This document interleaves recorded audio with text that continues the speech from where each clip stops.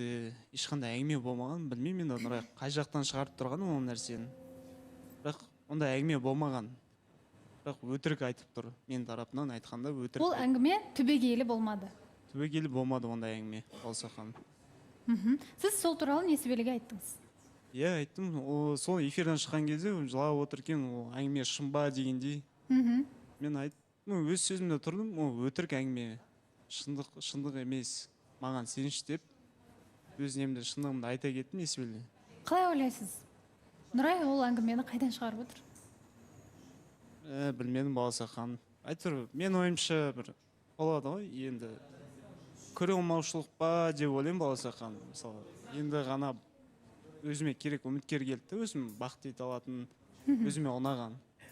Енді көріп тұрғанда уже біраз үміткер. Сізге сенгіміз ақ келеді әрине, бірақ өткен жылғы Нұрайдың әңгімесінен кейін күмән туып қалған әрине рас. Енді білмеймін, ол әңгімеңізге Несібелі ең басты сене ме жоқ па деген сұрақ тұр.